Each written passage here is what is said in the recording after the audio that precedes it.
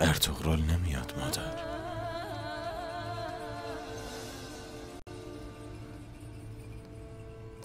برادر ارطغرل میاد.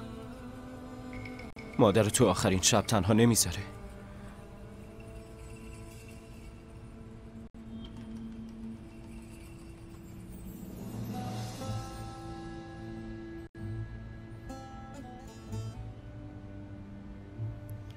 سلام علیکم. علیک السلام.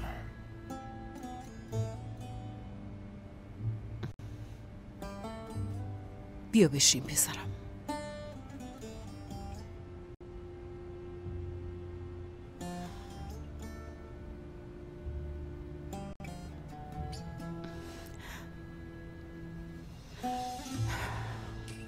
بسم الله الرحمن الرحیم.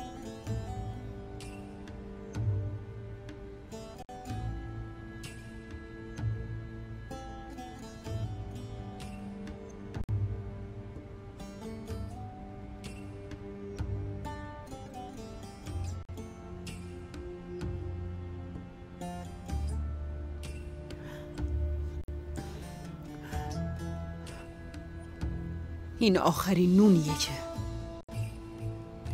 بین خودمون تقسیم میکنیم.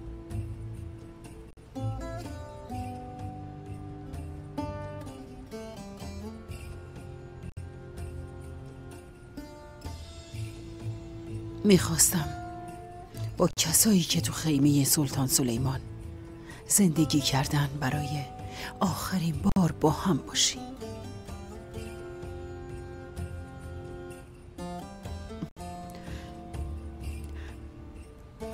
اگه گنده و دوخان اجازه بده میخوام مشکلمو بگم و بچه هامو کنار هم نگه دارم. استغفرالله مادر. عمر ما با جنگیدن و درد و رنج گذشت، اما هیچ کدوم به اندازه سنگرتکین دلمو به درد نیاورد. حالا 2 از پسرام میخوان که از قبیلم و خیمم برن.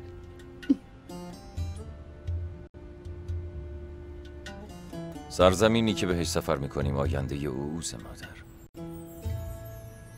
دیگه وقتشه که ما از قبیله سلطان سلیمان جدا بشیم تا پرچم کایه ها رو تا دورترین جایی که میتونیم بالا ببریم انشالله. مثل روزی که از سرزمین اجدادیمون هجرت کردیم. خونه ما تو سرزمینیه که خورشید طلوع میکنه. پرچم اسلام و اوز رو رها نمی‌کنیم مادر. نمیذاریم قبیله پدرم روزای بدو ببینه. بدونین که این راه فقط مال من نیست، بلکه سرنوشت کاییه.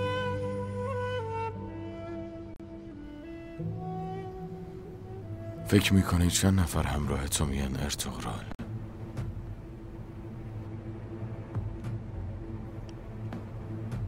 هیچ فکر نمی کنی چقدر آدم بیچاره به خاطر وسوسه تو میمیرن؟ مخصوصا وقتی این همه درد سر داریم.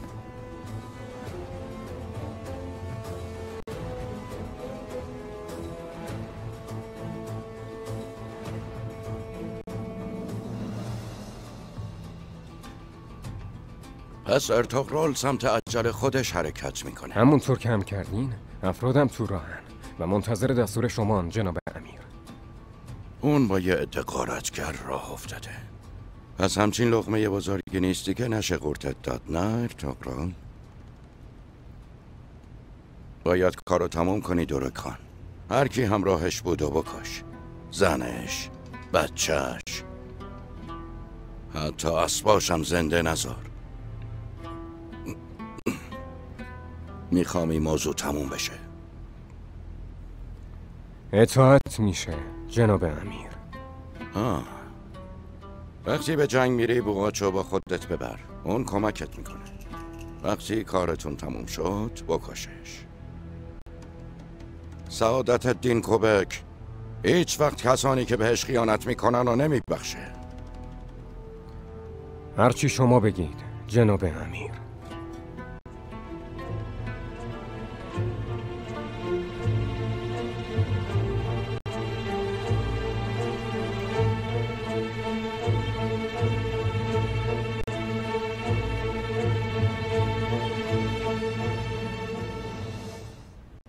این کارو نکن ارطغرل.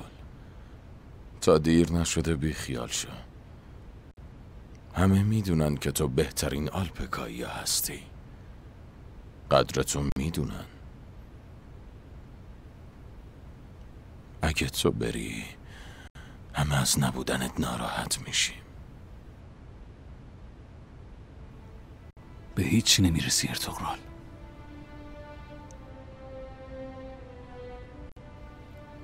تو، آلپات و زنایی که دنبالت راه میافتن همه رو به کشتن میدی. همشونو. همتون میمیری.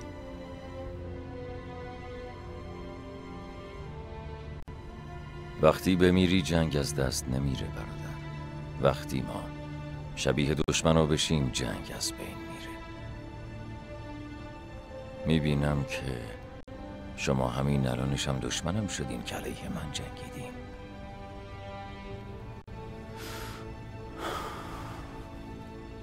با خفه کردن یه بچه بیگناه، با رشوه دادن به خانهای قبیله با طلا، دشمنیتون رو با من ثابت کردین. ارطغرل دیگه لازم نیست بقیه رو بگم.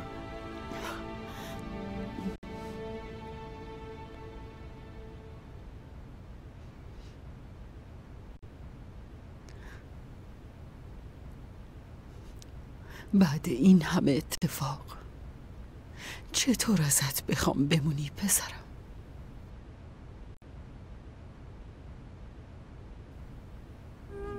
و اگه بگم برو، دلم چطور میتونه تحمل کنه؟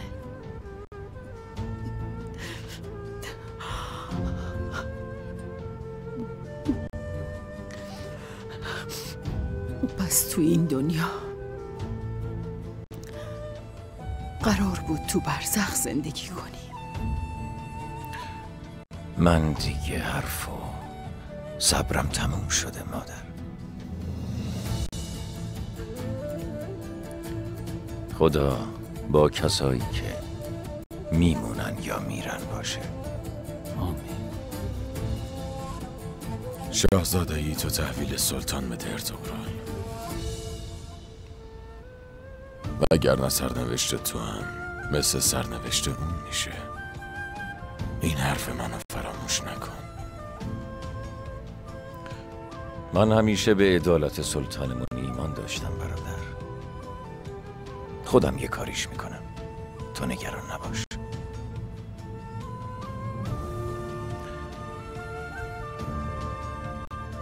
با اجازتون.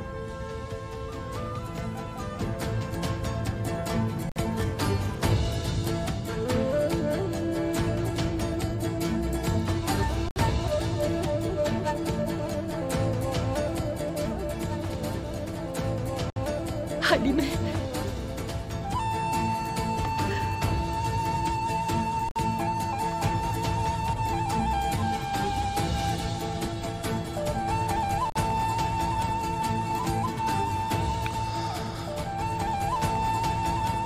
با اجازه مادر.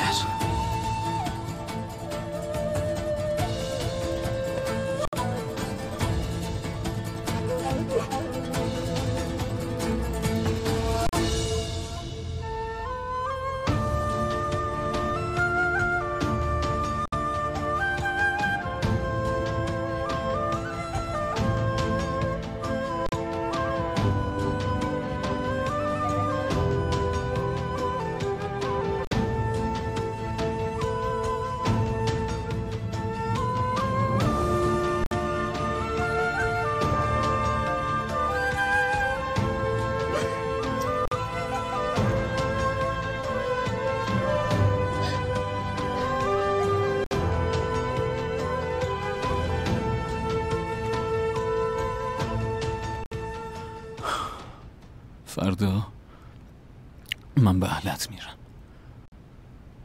راهش درازه. برم یکم استراحت کنم.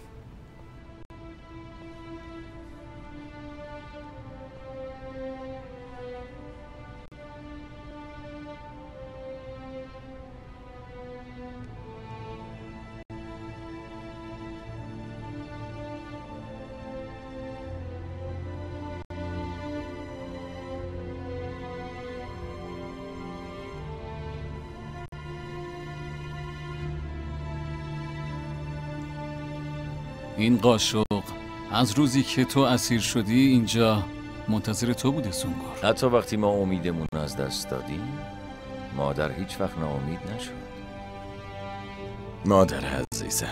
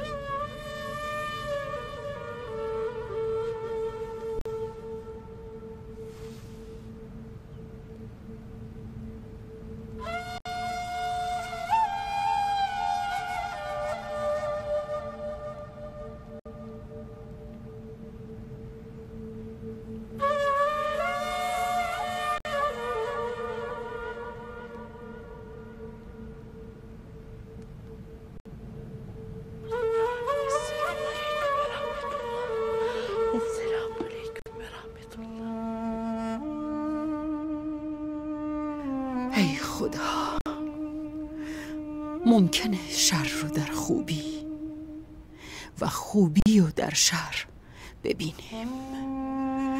بهترینا رو قسمت ما کن خدایا، بدی ها رو دور کن، خوبی ها رو تو سرنوشتمون بیار. ما رو به حال خودمون واگذار نکن، ما رو در مونده نکن، ما رو عاقبت به خیر کن، آیندمون رو روشن کن. اونا رو با تصمیمی که گرفتن از بدبختی دور نگه دار، از سهلنگاری دور کن، بهشون کمک کن به راه راست برن. هر چی که خیره همونو نصیب ما بکن. مطمئنن تو بهتر میدونی و بهترینا رو قسمتمون میکنی. آمین.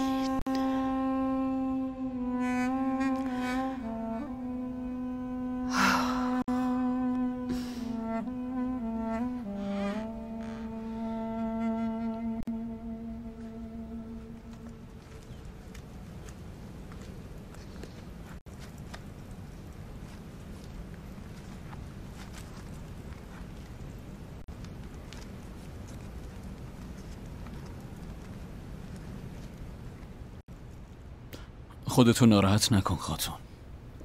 ما هیچ اشتباهی نکردیم. قبیله رو از بدبختی نجات دادیم. اینطور نیست خان. از حلیمه خاتون، از ارطغرل، از دندار و گندز جدا شدیم. تحمل درد جدایی خیلی سخته. قوی باش خاتون. ما تمام تلاشمون رو کردیم.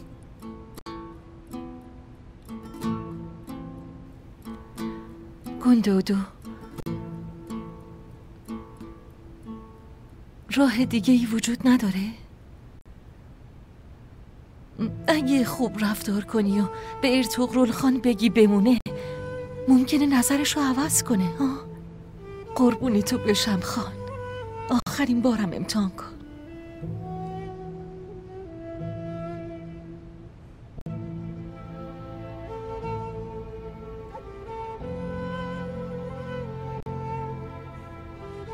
کلاهمو بده.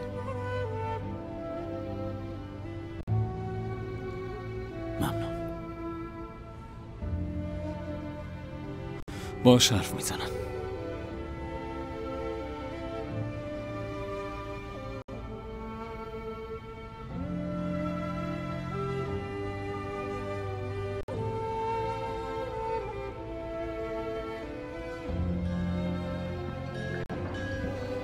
برین ببینیم کدوم آلپا میخوان با ما بیان.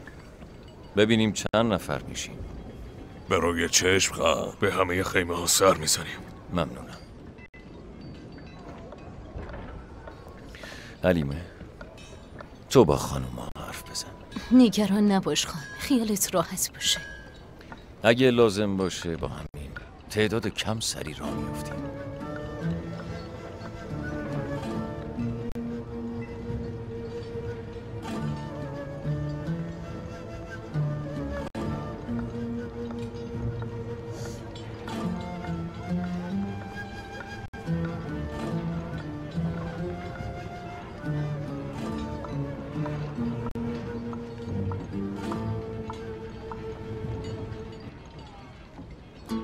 من میرم اهلت جا پیدا کنم.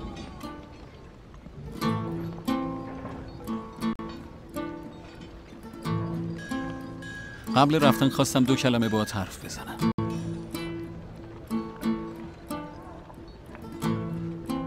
نه به عنوان خانه این قبیله و نه به خاطر اینکه میترسم آلپی مثل تو رو از دست بدم. به برادر عزیزتر از جانم اومدم بگم بمون.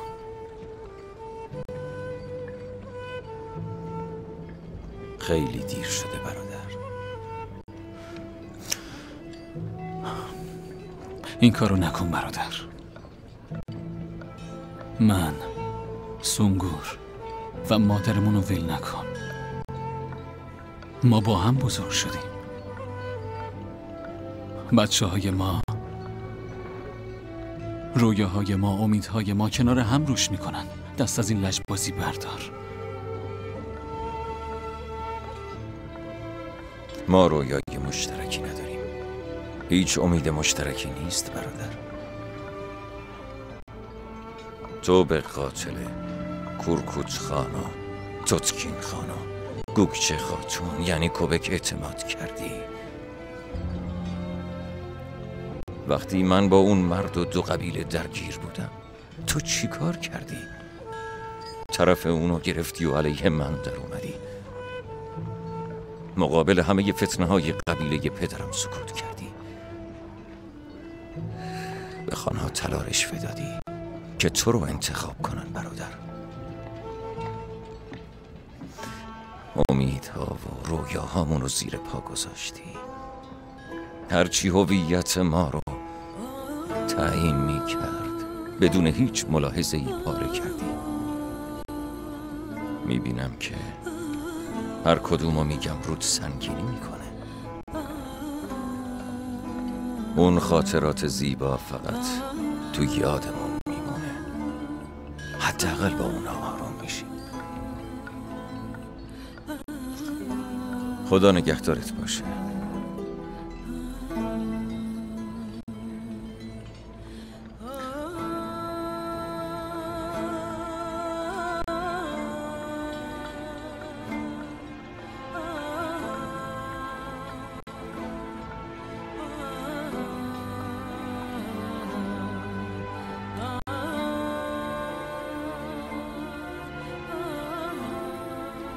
برادر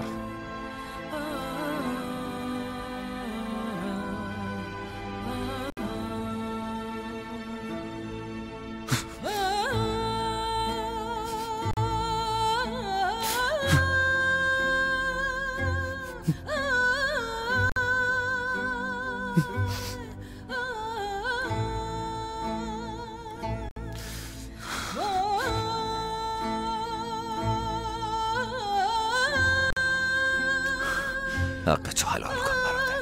حلال کردم برادر. تو هم حق تو حلال کن برادر. حلال کردم.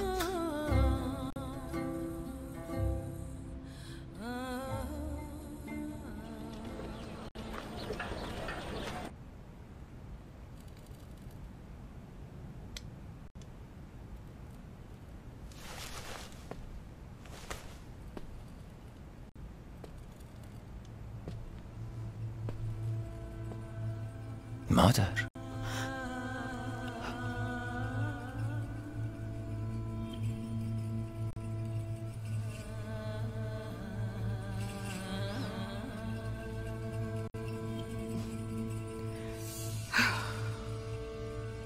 چی کار کردی پسرم؟ چطور میتونی ما رو ول کنی؟ خیمه پدرت، قبیلش، چطوری میری؟ من راه مقدس اوز رو در پیش میگیرم مادر.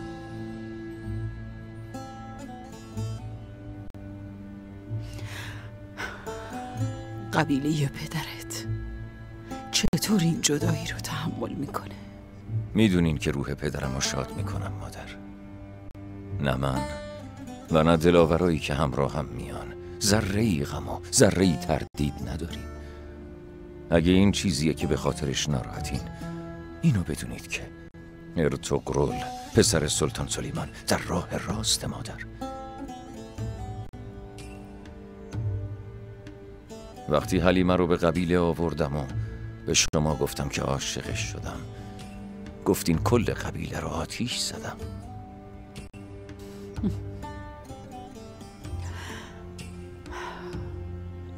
بعدش گفتم که قبیله رو آتیش زدی. آتیش نونو میسوزونه، سیاه میشه. همون آتیش نونو میپزه. اون نشونت داد که کجای آتیش بپری. پسرم، این نه تو رو میسوزونه و نه قبیله رو. گفتم که این امتحان الهیه. اینم مثل هر عشقی مادر. به قول شما یا تو این امتحان میسوزیم یا میپزیم. پختن در راه حق هر چقدرم لهت کنن برکت داره. من و آلپام خطر سوختن رو به جون میخریم. آرزوی ما پختن توی این راه درسته انشالله. برای همینم راه میافتم. اومدم که حلالیت بگیرم.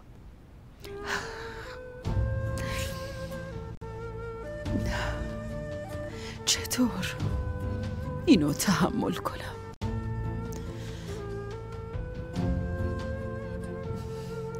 من جونمو برات میدم. چطوری بگم بری؟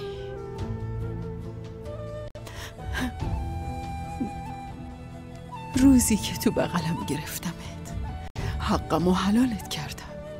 چطوری حقمو حلال نکنم پسرم؟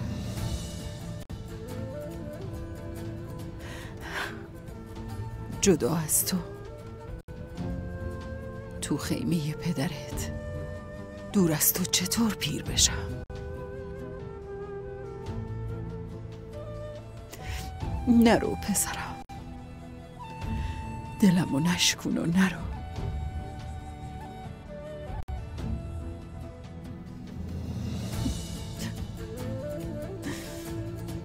شما هم بیایید. حلیمه، گندوز و دوندار رو تنها نذارید. سنگور و گنده و دورا، دخترم سلجانو چطور تنها بذارم؟ مگه میتونم قبیله پدرتو ول کنم و از اینجا برم؟ نمیتونم پسرم، نمیتونم. اینو از من نخواه. اینو بدونید که قلبتون همیشه با منه مادر. هر قدمی که برمیدارم، هر شمشیری که میزنم، قلبتون به من قدرت میده. هر وقت توی سختی باشم با قلبتون آروم میگیرم. بدونین که هم قلبم هم دعام همیشه همراهتونه.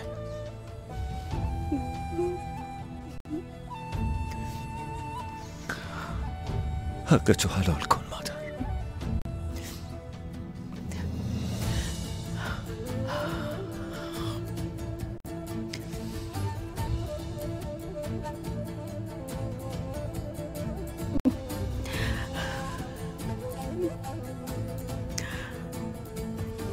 حقمو حلال کردم.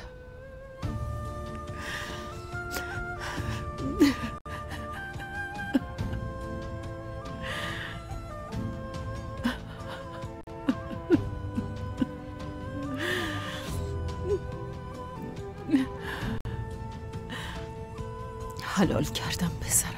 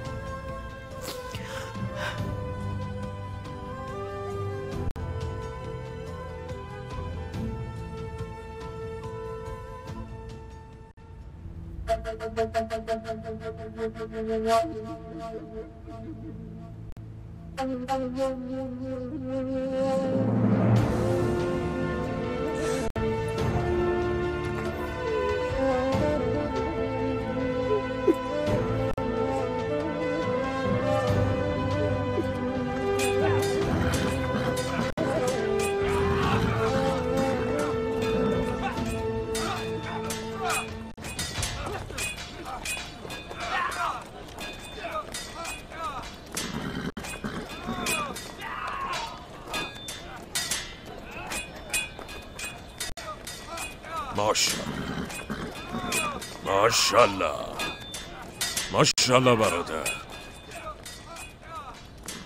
سلام علیکم برادران. علیکم سلام. ما آماده ایم با ارطغرل خان بریم دوانال. ای والله برادران، انشالله خدا راهمونو هموار کنه. آمین. همسرانمون و خواهرانمون تو گیلیم بافی با خانما خداحافظی میکنن. از خیمه خاتون حلالیت میگیریم و راه میافتیم. جلوی خیمه همو میبینیم. ای والله. ماشالله. بیشتر آلپایی که قول دادن نیومدن. چی کار کنیم برادر؟ مگه نگفتیم اگه لازم باشه تنها میریم؟ آره گفتیم بامسی، ولی همه تلاشمون، همه کارامون بیفایده بود. نه برادر، هیچی بیفایده نیست، هیچی بیفایده نیست برادر. خداوند پاداش همه کارای ما رو میده برادر. صبر بودن نعمت و شفاست. ما همه تلاشمون رو کردیم، حالا وقتشه بسپاریمش به زمان. وای سامسا و کایا آلپو برادرمون اومدن برای خدافزی. برای خدافزی نیومدیم برادر بامسی.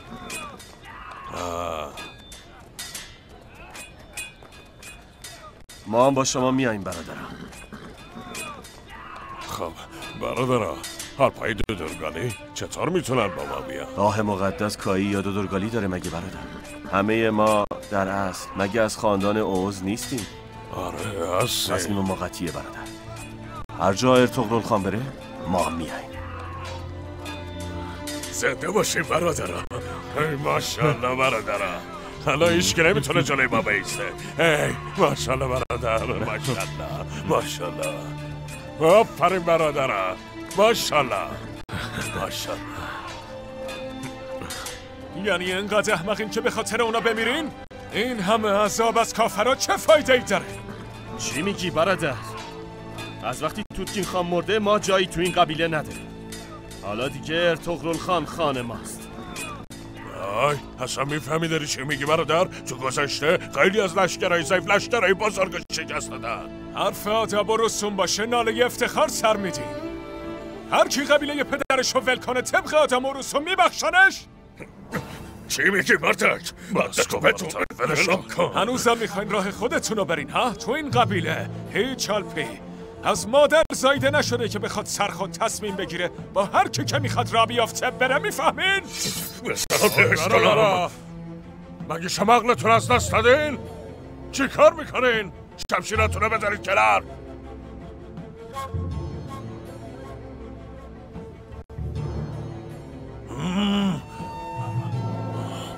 برو برادر، درد سر درست نکن. خودتون تو درد سر میافتین، حالا میبینین. گوشم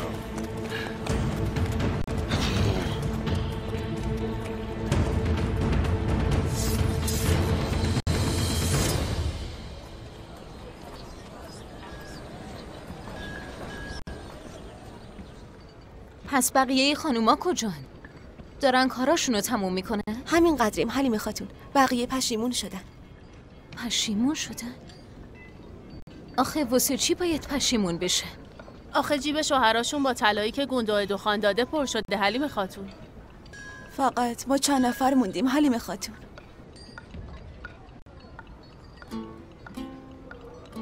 چه یه نفر باشیم چه 1000 نفر از رویاهامون دست نمیکشیم. اینو بدون این کسایی که با طلا نظرشون عوض میشه هیچ وقت تو این راه پیروز نمیشن. حالا تو قبیله سرمون بالاست و با پیشونی سفید به سمت آیندمون حرکت میکنیم.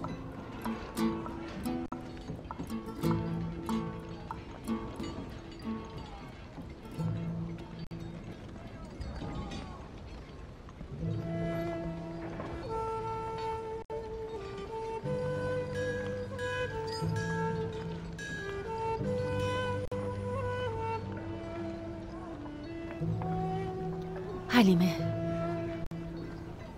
تو سرزمین کافراتو میگی دشمن میشیم. همه چی رو میبینم، همه چی رو میدونم، ولی کاری از دستم بر نمیاد. از این درموندگی واقعا ناراحتم. نتونستم گندود و خانو قانع کنم. همینطور تو و ارطغرلو. سنجان قصه نخور. ما موفق میشیم دشمنا رو شکست بدیم و مشکلاتمون رو حل کنیم. من مطمئنم که موفق میشیم. موفقیت چه فایده ای داره؟ تا وقتی ما از سایه همدیگه جدا باشیم چه آرامشی داریم حلیمه؟ اینو نگو سلجان باشه. کدوم فاصله ای میتونه ما رو از همدیگه جدا کنه؟ حتی اگه راهمونم جدا شه قلبمون با هم یکیه.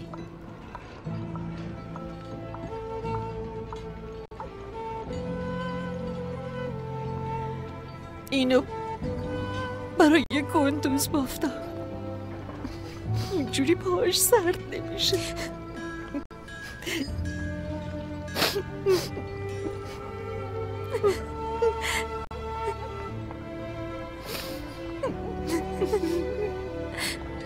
خدا پشت و پناهت باشه خواهر.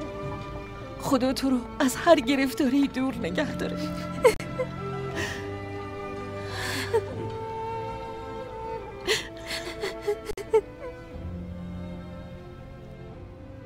برای هر دو قبیله خوبه که ارطغرل بره. بالاخره به صلح و آرامش میرسیم.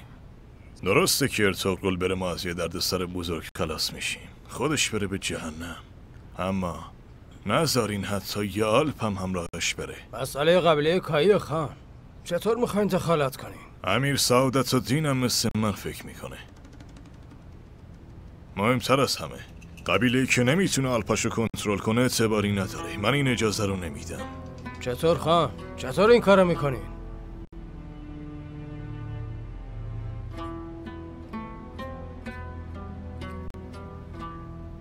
آلپ ما همونطور که گفتین آماده ای رفتن با ارطغرل خانن.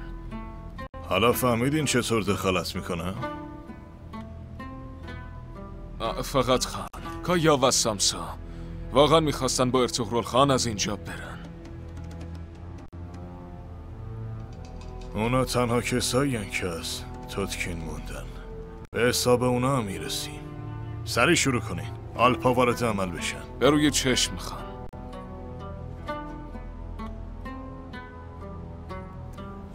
بیاین دست و بال ارطغرل رو بشکنیم.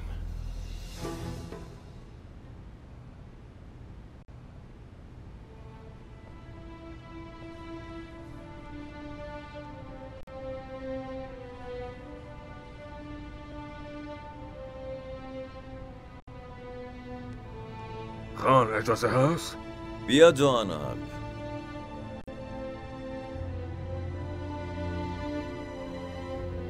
مردم برای کوچ آمدن. آلپای مرحوم تدکین خان، سامسا و کایا میخوان همراه ما بیان. 10 آلپ دودرگالی هم همراهشون هستن. اما بیشتر آلپا به خاطر طلایی که گندود خان داده به محل تمرین نیومدن.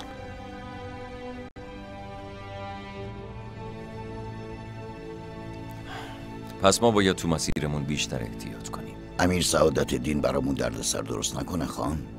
وقتی به فهم ما راه افتادیم بیکار نمیشیم. درست میگین خان. تا وقتی برسیم اونجا باید مراقب باشیم. نه فقط کوبک، به مرز بیزانس که نزدیک شدیم. مطمئناً خیلی از دشمن‌ها تلاش میکنن بهمون حمله کنن. صلیبیا سربازای بیزانسی. آلپای بقیه قبیله‌های ترکمن، راهزنا، تعداد ما هم کمه. حضور و حکمت شما به ما قدرت میده آرچوک خان. ایوالله خان. نمیتونیم از اون راهی بریم که قرار بود با آلپ ها بریم. یه راه طولانی تر ولی مطمئن تر رو ترجیح میدیم. از کوههای کوزه و کوههای تسر میگذریم و بعدش از قزلیر مکرد میشیم. بعدش به مرزانگوره میرسیم. موقع جنگ با دشمنای زیادی که 1000 جور فتنه ازشون میباره، نگران افرادم نیستم آرتوک خان. وقتی من با این دشمنا می جنگم، با خیال راحت قبیله و حلیم خاتون و پسرم و دست شما می سپرم. اینو بدونید که به شما اعتماد دارم آرتوک خان. آماده انجام وظیفه‌ام خان. مسئولیت امنیت کاروان به عهده دوان آلپه. سامسا، بامسی آلپ و کایا جلوی کاروان مراقب همه مردم هستن. به روی چشم خان. به یاری خدا اجازه نمیدیم دشمن نزدیکمون شه. به امید خدا. وقتی به مقصد میرسیم مثل دشمنامون باید بدونیم چطور خودمون رو تربیت کنیم. برای تجارت باید با مسلمونا و نامسلمونا روابط خوبی برقرار کنیم. پس باید بدونیم چطور با اونا برخورد کنیم تا بتونیم با استفاده از دانش و هنرشون ذهن و قلبمون رو قوی تر کنیم. یه گلیم بافی جدید راه میندازیم. یکی از بذرها گم بشه، نهال ما ریشه نمی‌کنه. با ضعیف‌ترین باد میشکنه. اینو در نظر داشته باشید. وقتی که شما حرف میزنید تو چشاتون، اوز خان، بیلگ خان و حتی آتیش سلطان آلپ ارسلان رو میبینم خان. خدا شما و کایی ها رو موفق کنه. آمین.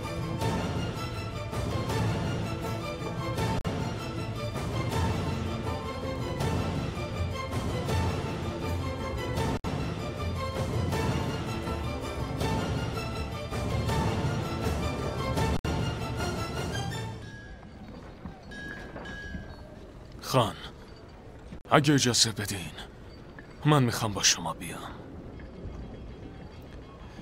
مادرم اول به برادرام، بعدش به تو سپردم عبدالرحمن. ایوالله خان، اما من مادرم و تنها نظر عبدالرحمن.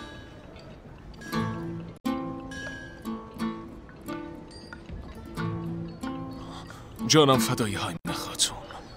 خدا نگهدارتون باشه. راهتون روشن باشه. حقتو حلال کن. حلال کردم.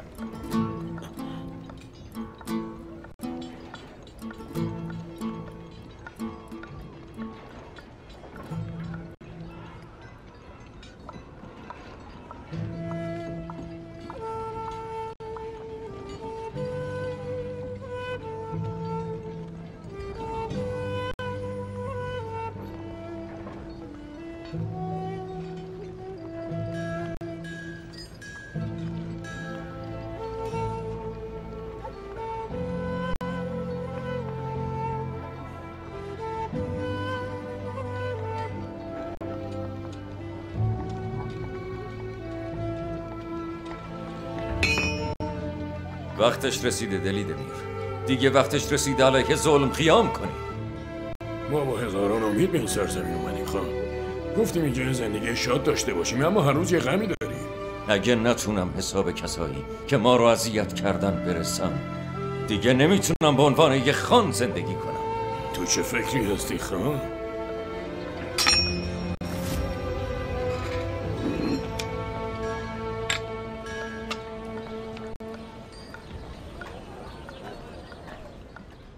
نصف عمرمو به خاطر کشورم با مغولا گذروندم.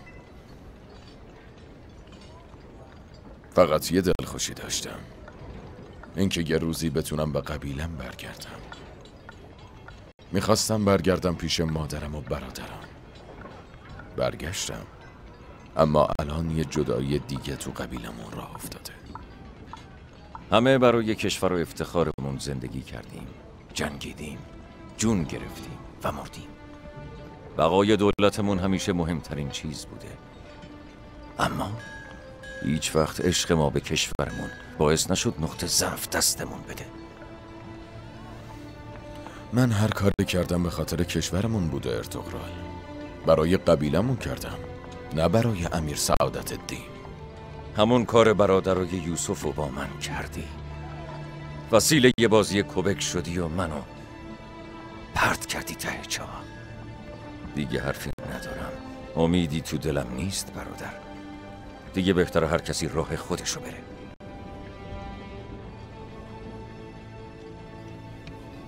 اگه الان بهت بگم نرو، میدونم به حرفام گوش نمیدی، به هر حال میری.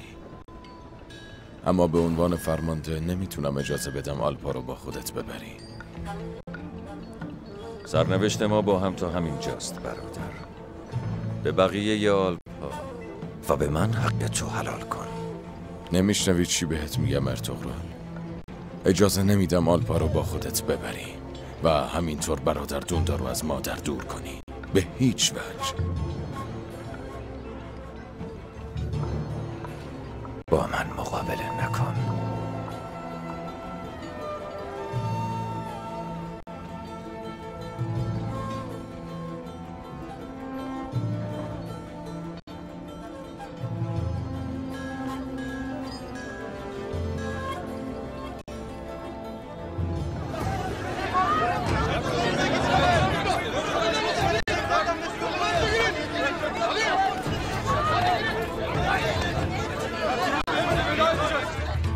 پراکنده شین.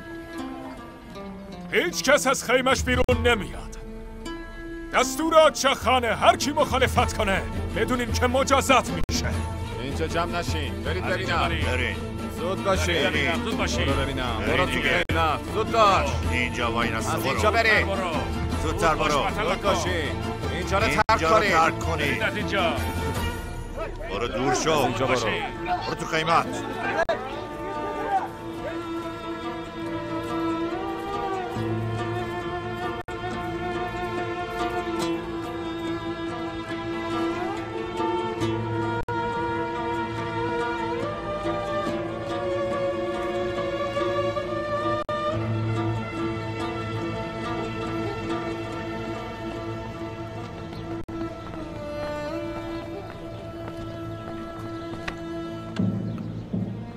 به گفته شما نذاشتم مردم جلوی قبیله جمع بشن سنگورتکین خان. ارطغرل باید ببینه که تنهاست. آلپا هم نباید باهاش برن. شما نگران نباشین سنگورتکین خان. هیچکی نبوده گنده تو خانو اس نمیکنه.